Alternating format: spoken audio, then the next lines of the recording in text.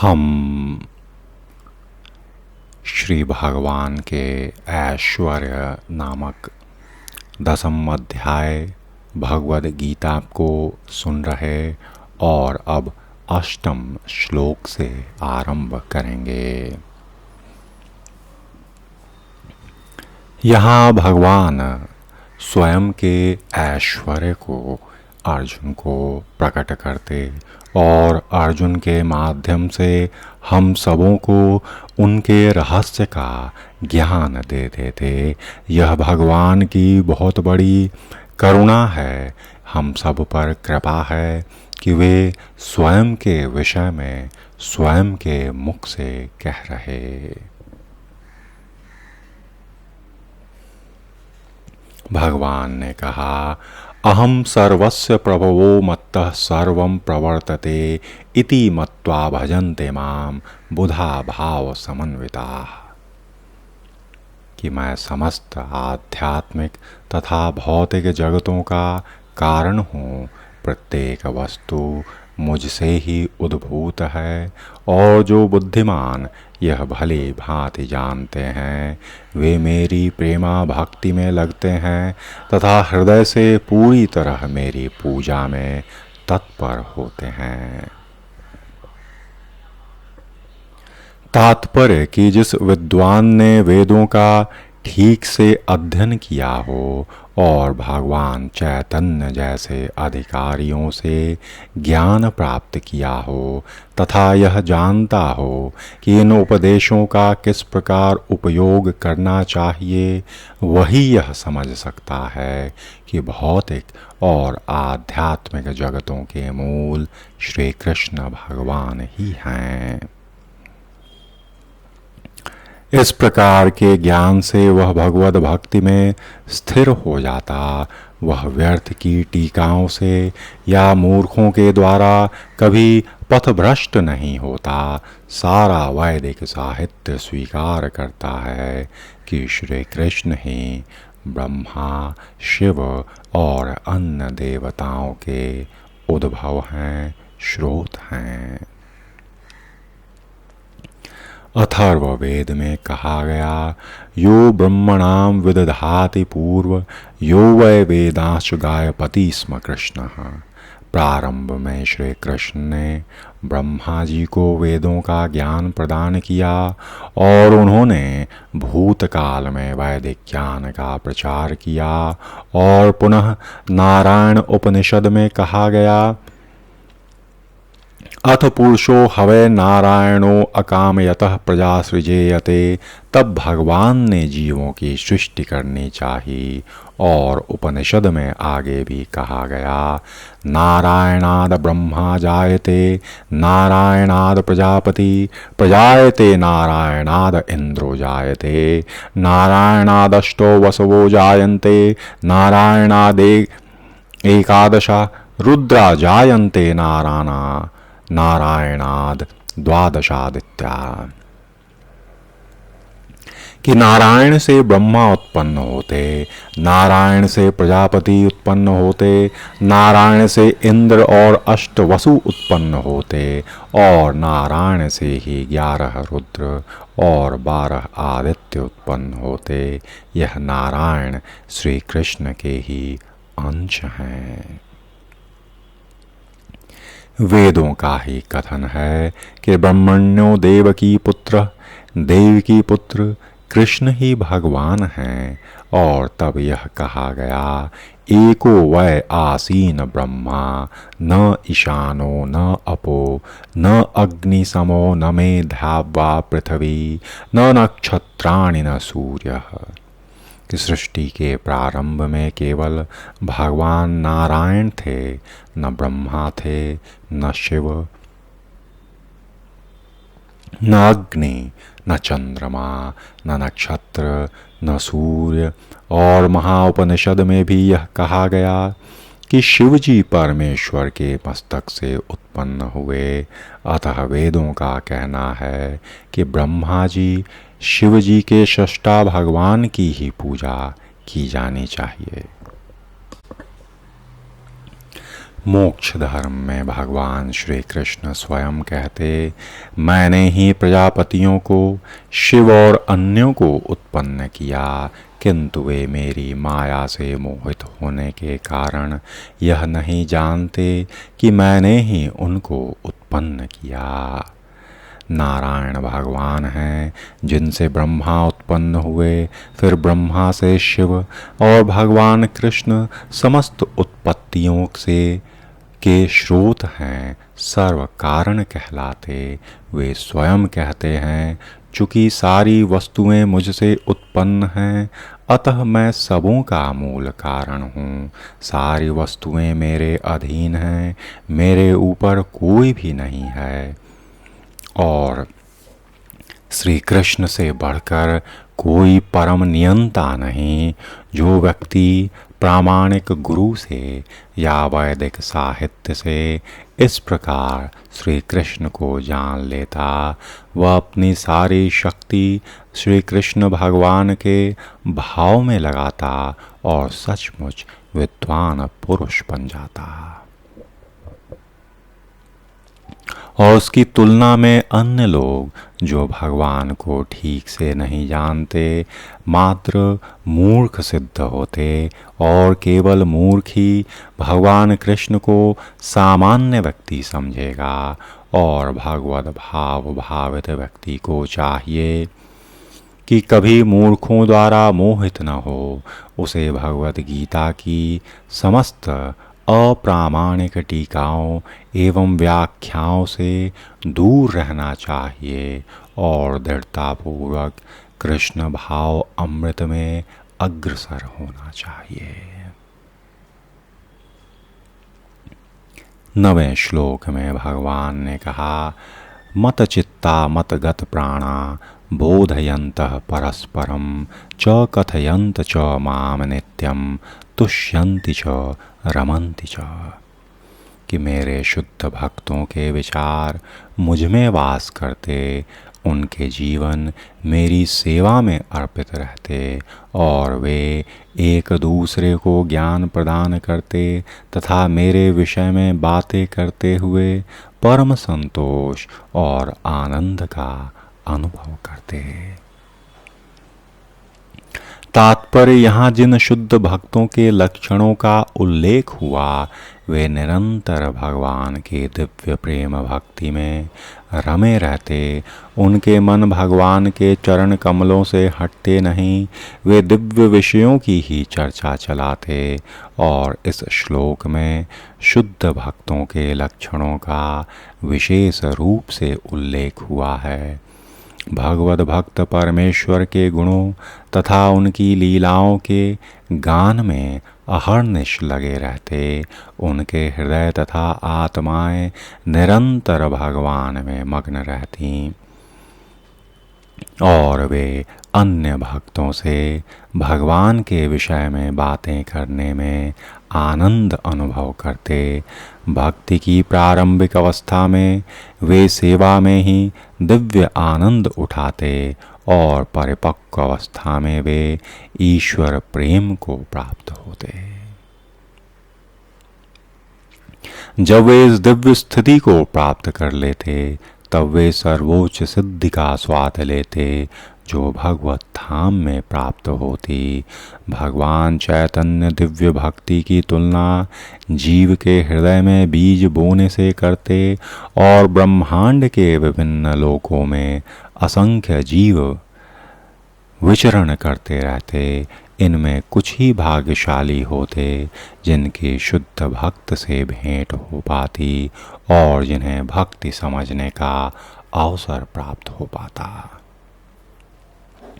यह भक्ति बीज के सदृश है। यदि इसे जीव के हृदय में बो दिया जाए और जीव कीर्तन श्रवण करे, तो बीज अंकुरित होता, और जिस प्रकार की नियमतः सींचते रहने से वृक्ष का बीज फलता है, भक्ति रूपी आध्यात्मिक पौधा भी इस प्रकार से क्रमशः बढ़ता जाता।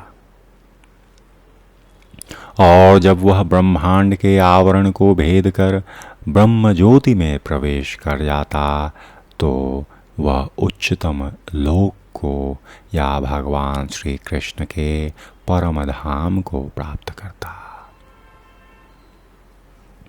अंततो गत्वा यह पौधा भगवान के चरण कमलों की शरण प्राप्त कर वहीं विश्राम पाता है।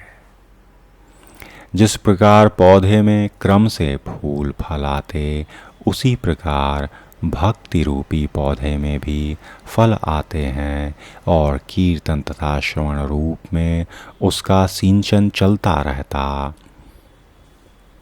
चैतन्य चरितामृत में भक्ति रूपी पौधे का विस्तार से वर्णन हुआ, जहाँ बताया गया कि जब पूर्ण पौधा भगवान के चरण कमलों की शरण ग्रहण कर लेता तो मनुष्य पूर्णतया भगवद प्रेम में लीन हो जाता और तब एक क्षण भी परमेश्वर के बिना नहीं रह पाता, जिस तरह मछली जल के बिना नहीं रह सकती। ऐसी अवस्था में भक्त वास्तव में परमेश्वर के संसर्ग से दिव्य गुण प्राप्त कर लेता और श्रीमद् भागवत में भी भगवान उनके भक्तों के संबंध के विषय में ऐसी अनेक कथाएं हैं। इसलिए श्रीमद् भागवत भक्तों को अत्यंत प्रिय है।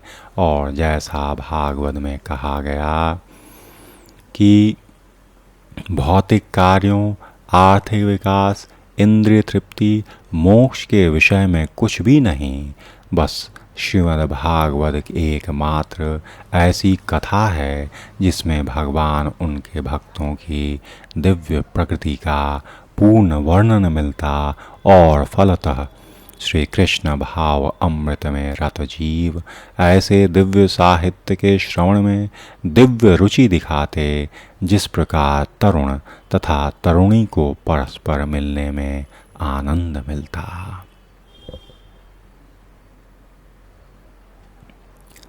10वें श्लोक में भगवान ने कहा, तेषां सतत युक्तानां भजतां प्रीतिपूर्वकं ददामि बुद्धि योगम तम येन माम उपयान्ति ते। जो प्रेम पूर्वक मेरी सेवा करने में निरंतर लगे रहते, उन्हें मैं ज्ञान प्रदान करता, जिसके द्वारा वे मुझ तक आ सकते हैं। इस श्लोक में बुद्धि योगम शब्द अत्यंत महत्वपूर्ण है। हमें स्मरण हो कि 2 अध्याय में भगवान ने अर्जुन को उपदेश देते हुए कहा था कि मैं तुम्हें अनेक विषयों के बारे में बता चुका, अब मैं तुम्हें बुद्धि योग की शिक्षा दूंगा। अब उसी बुद्धि योग की व्याख्या की जा रही। बुद्धि योग भगवान के भावामृत में रहकर कार्य करने को कहते और यही उत्तम बुद्धि है। बुद्धि का अर्थ है बुद्धि और योग का अर्थ यौगिक गतिविधियां अथवा यौगिक उन्नति। जब कोई भगवत धाम को जाना चाहता है और भक्ति में वह श्री कृष्ण भावामृत को ग्रहण कर लेता, तो उसका यह कार्य बुद्धि योग कहलाता। दूसरे शब्दों में बुद्धि योग वह विधि है जिससे मनुष्य भवबंधन से छूटना चाहता। उन्नति करने का चरम लक्ष्य भगवान श्री कृष्ण की प्राप्ति है। लोग इसे नहीं जानते, अतः भक्तों और प्रामाणिक गुरु की संगति आवश्यक है।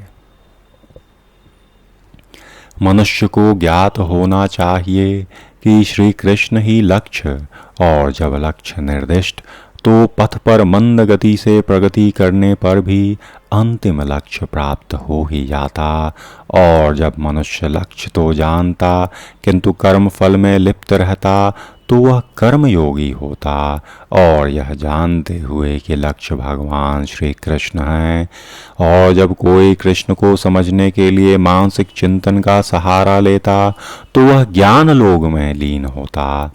किंतु जब वह लक्ष्य को जानकर भगवद भावामृत तथा भक्ति में कृष्ण को खोजता तो वह भक्ति योगी या बुद्धि योगी होता, और यही पूर्ण योग है, और यही पूर्ण योग जीवन की सिद्ध अवस्था है। जब व्यक्ति प्रामाणिक गुरु के होते हुए या आध्यात्मिक संग से संबद्ध रहकर भी प्रगति नहीं कर पाता क्योंकि वह बुद्धिमान नहीं, तो कृष्ण उसके अंतर से उपदेश देते जिससे वह सरलता से उन तक पहुंच सके, और इसके लिए जिस योग्यता की अपेक्षा है वह है कि निरंतर भगवान के प्रेम और भक्ति में रहकर उनकी सेवा की जाए। उसे कृष्ण जी के लिए कुछ न कुछ कार्य करना चाहिए, किंतु प्रेम पूर्वक, और यदि भक्त इतना बुद्धिमान नहीं कि आत्म साक्षात्कार के पथ पर प्रगति कर सके, किंतु यदि वह एकनिष्ठ रहकर भक्ति कार्यों में रत रहता तो भगवान उसे अवसर देते हैं कि वह उन्नति करके अंत में उनके पास पहुंच जाए। 11वें श्लोक में भगवान ने कहा, तेषाम एव अनुकंपा अर्थम अहम अज्ञानजम तमः नाश्यामि आत्मभावस्थः ज्ञानदीपेन भास्वता। मैं उन पर विशेष कृपा करने के हेतु उनके हृदयों में वास करते हुए ज्ञान के प्रकाशमान दीपक के द्वारा अज्ञानजन्य अंधकार को दूर करता हूँ। तात्पर्य यह कि जब भगवान चैतन्य महाप्रभु बनारस में भगवान के कीर्तन का प्रवचन कर रहे थे तो हजारों लोग उनका अनुसरण कर रहे थे, और तत्कालीन बनारस के अत्यंत प्रभावशाली एवं विद्वान प्रकाशानंद सरस्वती उनको भावुक कहकर उनका उपहास करते थे, और कभी कभी भक्तों की आलोचना दार्शनिक यह सोचकर करते हैं कि भक्तगण अंधकार में हैं और दार्शनिक दृष्टि से भोले भाले भावुक हैं, किंतु यह तथ्य नहीं। ऐसे अनेक बड़े बड़े विद्वान पुरुष हैं जिन्होंने भक्ति का दर्शन प्रस्तुत किया, किंतु यदि कोई भक्त उनके इस साहित्य का या अपने गुरु का लाभ न भी उठाए, और यदि वह अपनी भक्ति में एकनिष्ठ रहे तो उसके अंतर से श्री कृष्ण स्वयं उसकी सहायता करते। अतः इस भाव में रत एकनिष्ठ भक्त ज्ञान रहित नहीं हो सकता। इसके लिए इतनी ही योग्यता चाहिए कि वह पूर्ण भगवद भाव में रहकर भक्ति संपन्न करता रहे। आधुनिक दार्शनिकों का विचार है कि बिना विवेक के शुद्ध ज्ञान प्राप्त नहीं किया जा सकता। उनके लिए भगवान का उत्तर है कि जो लोग शुद्ध भक्ति में रत हैं, भले ही वे पर्याप्त शिक्षित न हों, वैदिक नियमों से पूर्णतया अवगत न हों, किंतु भगवान उनकी सहायता करते ही हैं। भगवान अर्जुन को बताते हैं कि मात्र चिंतन से परम सत्य भगवान को समझ पाना असंभव है, क्योंकि भगवान इतने महान हैं कि कोरे मानसिक प्रयास से उन्हें न तो जाना जा सकता न प्राप्त किया जा सकता। भले ही कोई लाखों वर्षों तक चिंतन करता रहे, किंतु यदि भक्ति नहीं करता, यदि वह परम सत्य का प्रेमी नहीं, तो उसे कभी भी कृष्ण या परम सत्य समझ में नहीं आएंगे। परम सत्य भगवान केवल भक्ति से प्रसन्न होते और अपनी अचिंत्य शक्ति से वे शुद्ध भक्त के हृदय में स्वयं प्रकट हो सकते, और शुद्ध भक्त के हृदय में तो कृष्ण निरंतर रहते और उनकी उपस्थिति सूर्य के समान है, जिसके द्वारा अज्ञान का अंधकार तुरंत दूर हो जाता, और शुद्ध भक्त पर भगवान की यही विशेष कृपा है। करोड़ों जन्मों के भौतिक संसर्ग के कल्मश के कारण मनुष्य का हृदय भौतिकता के मल से आच्छादित हो जाता, किंतु जब मनुष्य भक्ति में लगता, निरंतर जप करता, तो मैल तुरंत दूर हो जाता, उसे शुद्ध ज्ञान प्राप्त होता। परम लक्ष्य भगवान को इसी जप तथा भक्ति से प्राप्त किया जा सकता, अन्य किसी मनोधर्म तर्क द्वारा नहीं, और शुद्ध भक्त जीवन की भौतिक आवश्यकताओं के लिए चिंता नहीं करता, और न तो उसे कोई और चिंता की आवश्यकता है, क्योंकि हृदय से अंधकार हट जाने पर भक्त की प्रेमा भक्ति से प्रसन्न होकर भगवान स्वतः सब कुछ प्रदान करते हैं। यही भगवद गीता का उपदेश सार है। भगवद गीता के अध्ययन से मनुष्य भगवान के शरणागत होकर शुद्ध भक्ति में लग जाता, और जैसे ही भगवान अपने ऊपर भार ले लेते, मनुष्य सारे भौतिक प्रयासों से मुक्त हो जाता। अब इस स्थान पर एक विराम।